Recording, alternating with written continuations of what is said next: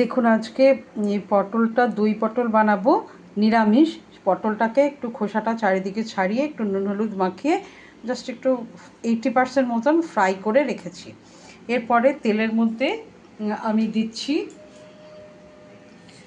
কালো জিরে, শুকনো লঙ্কা ফোড়ন। তারপরে আমি একটু এই মশলাটা একটু জলে দিয়ে রেখেছিলাম, একটু আদা, জিরে গুঁড়ো, ধনে গুঁড়ো, একটু কাশ্মীরি মির্চ আর হালকা একটু গরম মশলা দিয়ে এটা দিয়েছি। এটা দিয়ে দিলাম কড়াইয়ে।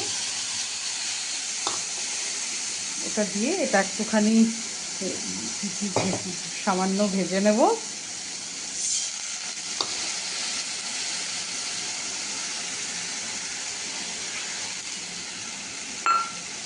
তারপরে এটাতে একটু পরিমাণ মতো নুন হলুদ মিশিয়ে দেবো।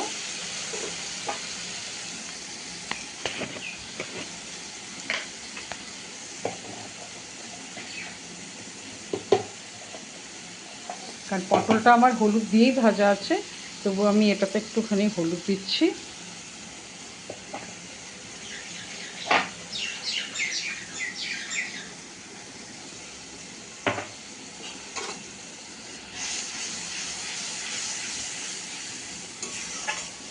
এটা সুন্দর করে একটুখানি হালকা হাতে ভেজে নেবো, অল্প আছে, খুব একটা বেশি আছে না। দেখুন তেল মোটামুটি ছাড়তে শুরু করেছে, কারণ এটাতে তো পেঁয়াজ রসুন নেই, আদা আছে আর জিরে,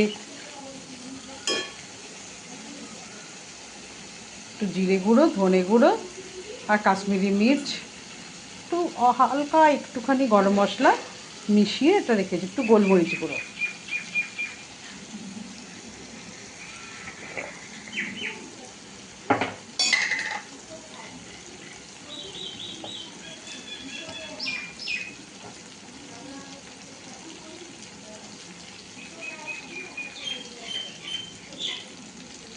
নুন দিলাম।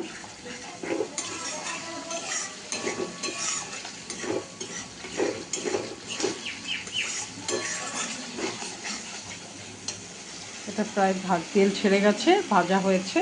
এরপরে এই ভাজা পটলগুলো আমি দিয়ে দেবো।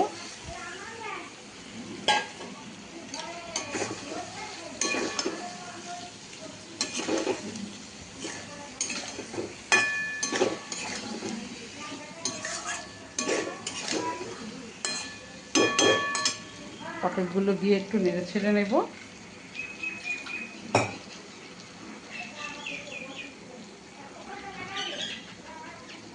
তারপরে এটা কাজু বাটাটা, একটু কাজু বাদাম, কাঁচা লঙ্কা আর দই একসাথে মিশিয়ে আমি বেটে রেখেছি। প্রথমে কাজু বাদাম আর কাঁচা লঙ্কাটা একটু মগজদানাও দিয়েছি, দিয়ে বেটেছি মিক্সিতে ব্লেন্ডারে। তারপরে দই দিয়ে দইটা একটু গড়িয়ে দিয়েছি, জাস্ট দইটা যাতে ভালো করে ফেটানো হয় তার জন্য।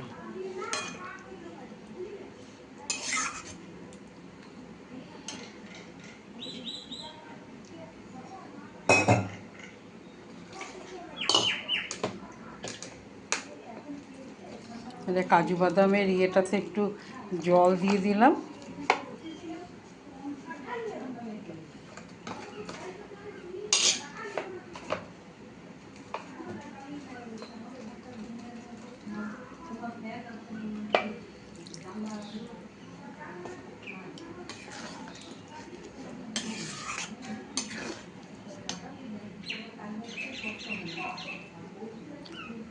এবার একটু মিষ্টি দেব।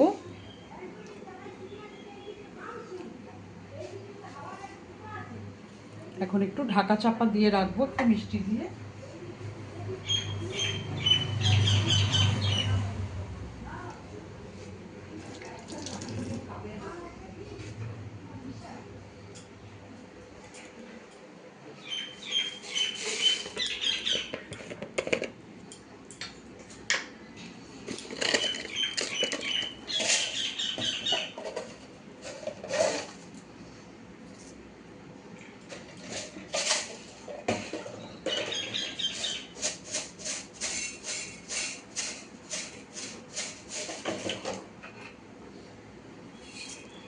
একটু মিষ্টি দিলাম।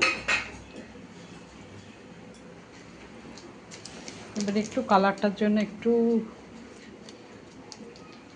কাশ্মীরি মির্চ দিলাম,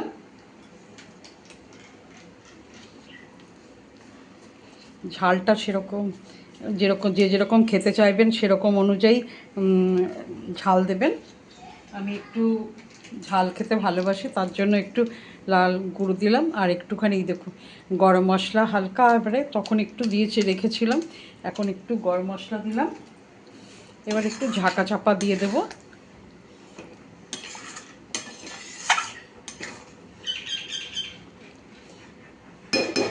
একটু ঢাকা চাপা দেব।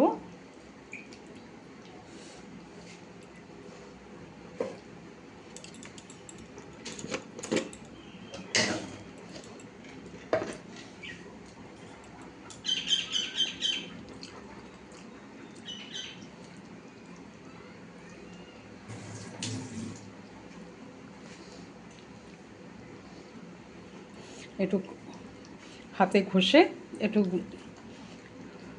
মেথি পাতা দিয়ে দিলাম।